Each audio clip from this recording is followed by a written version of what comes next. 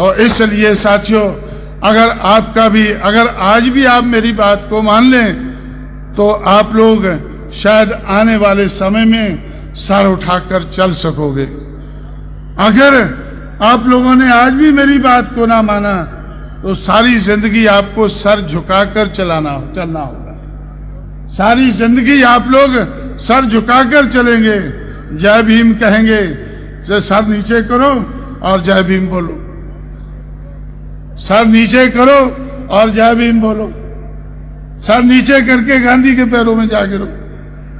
तो इसलिए साथियों, तो मैं आप लोगों से ये कहना चाहता हूं कि हम लोग जो बाबा साहब अम्बेडकर ने आप लोगों को सिखाया और आप लोगों से मैंने सीखा कि राजनीतिक सत्ता एक गुरु किल्ली होती है। उस राजनीतिक सत्ता को हासिल करके कोई भी ताला खोल सकते हैं। ये बात सही है कि हमारा लक्ष्य सामाजिक परिवर्तन है। हमारा लक्ष्य सामाजिक परिवर्तन है।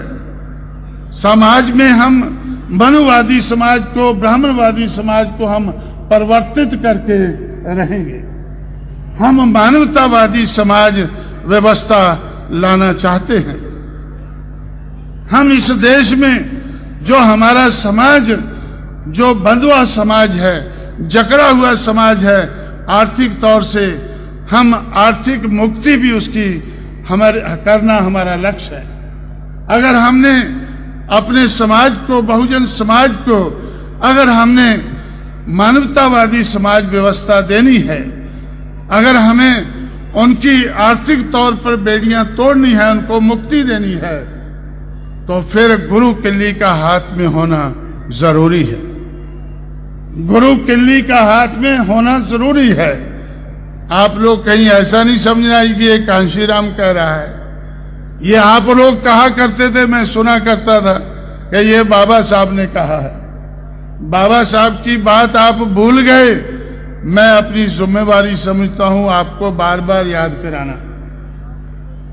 जब तक आप मुझे बुलाना नहीं छोड़ते, तब तक जब भी बुलाओगे तो मैं ये बातें कहता रहूंगा भाई।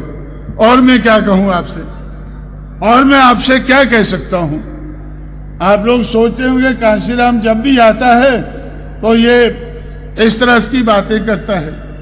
भाई अगर इस तरह की बातें मुझसे नहीं करानी है तो आप लोग गांधी को छोड़ो और फिर से अंबेडकर को मानकर, फुले को मानकर, शाहू को मानकर, उनकी विचारधारा को मानकर आप अपने पैरों पर खड़े होने की कोशिश करें।